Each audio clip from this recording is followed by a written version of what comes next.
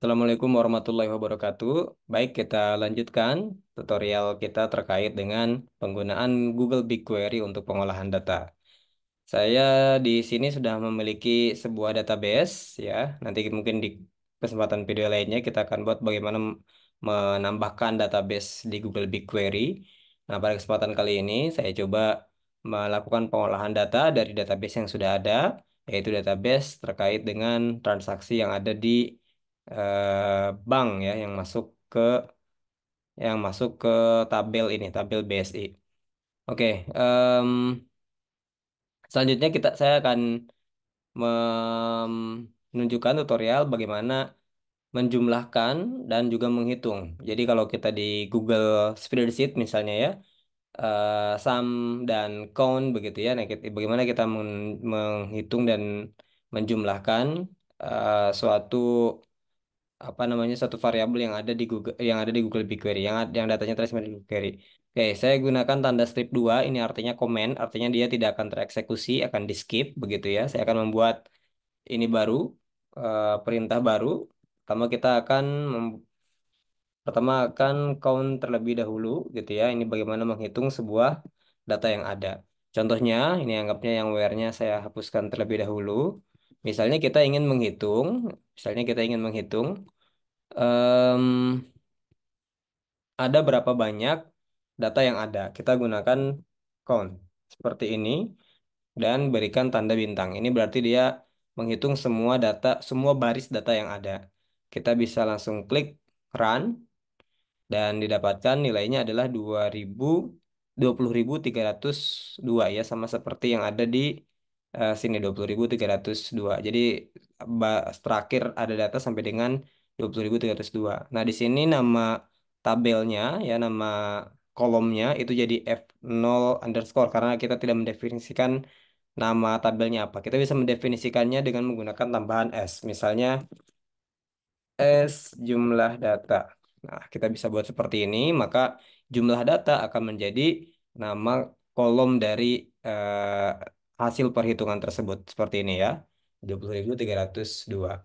Nah, kemudian bagaimana kalau sepertinya kita ingin menghitung berdasarkan kriteria tertentu begitu ya, berdasarkan kita kriteria tertentu. Misalnya tadi jumlah, kalau sepertinya nilainya ini kalau sepertinya berasal dari bank BNI begitu atau dari bank BSI dan sebagainya. Kita bisa tambahkan seperti tadi, where bank sama dengan misalnya Bank Syariah Indonesia. Begini ya, sesuai dengan yang ada di nama di kolomnya, Bank Syariah Indonesia bukan BSI.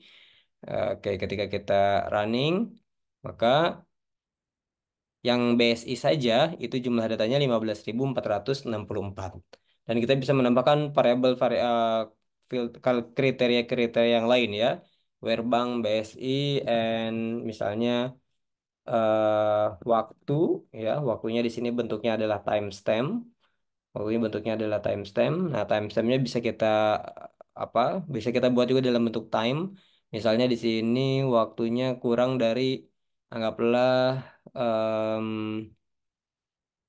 misalnya waktunya kurang dari 2 Februari.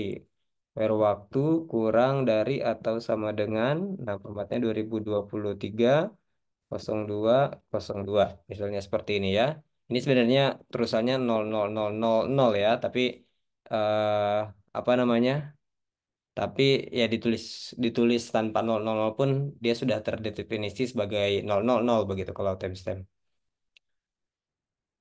Nah, tadi ada sekitar 15.000. Jadi kalau sepertinya yang Bank Syariah Indonesia dan waktunya kurang dari atau sama dengan 2 Februari itu ada 4.300. Kita juga bisa menambahkan lagi kalau sepertinya jumlahnya misalnya lebih dari 1 juta. Ini ya, kalau jumlahnya lebih dari 1 juta, kita ini akan terfilter kembali. Ada 326. Jadi ini cara menghitung ya, cara menghitung sebuah data dari tabel yang kita miliki. Sebenarnya hal yang sama kalau sepertinya kita melakukan penjumlahan ya. Kalau kita melakukan penjumlahan, bedanya sama seperti Google Spreadsheet, yang bisa dijumlahkan adalah tipe data integer. Jadi tipe data seperti bank, kemudian seperti waktu gitu ya, seperti catatan, ID ini tidak bisa dijumlahkan. Yang bisa dijumlahkan itu berarti dalam hal ini adalah jumlah ya, jumlah uang yang masuk begitu, jumlah uang yang masuk. Nah, kita bisa tambahkan di sini sum misalnya ya. Ya, kita bisa menghitung seperti ini. Nah, untuk eh nah, ini kita hapus terlebih dahulu. Nah, untuk menambahkan sum, kita tinggal ganti ini dengan sum. Nah, di sini akan terjadi error kalau sepertinya kita tambahkan bintang. Kenapa? Karena tidak semua argumen bintang ini menjadi tidak valid karena tidak semua data itu nilainya integer. Pun kalau seperti nilainya integer ini juga tidak karena yang dijumlahkan berarti semua semua semua gitu ya. Kita hanya ingin menjumlahkan nilai dari jumlah ya. Nah, ini bisa misalnya kita bisa ganti sebagai total dana begitu ya. Nah, begitu. Nah, ini kalau checklist hijau seperti ini berarti query sudah bisa dijalankan atau di run. Nah, kita jumlah total sama jumlah, nah ada sekitar berapa ini ya? 21 miliar ya, ada 21 miliar, 22 lah ya, 21,9 miliar dana yang sudah masuk sejauh ini begitu ya, ketika kita menggunakan sum jumlah. Tapi ini berdasarkan kriteria yang total sekali begitu ya, yang dari awal database, yang total 20.000 database tadi lah begitu. Nah, kalau kita ingin menambahkan kriteria, kita juga tinggal menambahkan, misalnya, where bank sama dengan Mandiri, ya seperti ini. Maka yang akan muncul adalah ini ya yang total dana mandiri atau kita tambahkan kembali gitu ya dan misalnya tanggal dalam bentuk rentang, sorry waktu ya tidak ada tanggal, adanya waktu. Rentangnya misalnya dari tanggal em, misalnya 2023 lebih dari 2023 0201 ya dari 1 Februari 2023 sampai waktunya misalnya ini kita pakai gunakan kurang dari 2023 0301 ya. Jadi dari 1 Februari sampai dengan akhir Februari ya. Karena ini menggunakan kurang dari tidak menggunakan sama dengan. Nah, ini yang masuk lewat Bank Mandiri itu totalnya ada em, 113 juta begitu ya. Jadi ini total dana yang didapatkan ketika kita menambahkan kriteria-kriteria tertentu dalam penjumlahan data yang kita miliki. Oke, itu saja teman-teman sekalian ya. Selanjutnya bagaimana cara kita mendapatkan, ini kan tabelnya tadi satu-satu ya. Tabelnya satu-satu, bagaimana cara kita mendapatkan eh, penghitungan yang lebih advance daripada ini, penjumlahan penghitungan yang lebih advance. Tadi misalnya kita ingin mendapatkan yang Bank Syariah Indonesia, transaksinya ada berapa, total jumlah dananya berapa.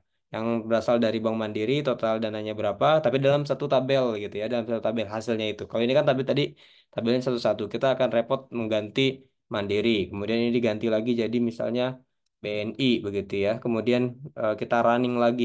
Kemudian kita catat lagi hasilnya. Nah, kita ingin menampilkan dua kolom misalnya ya. Yang satu adalah bank, yang satu adalah total dana.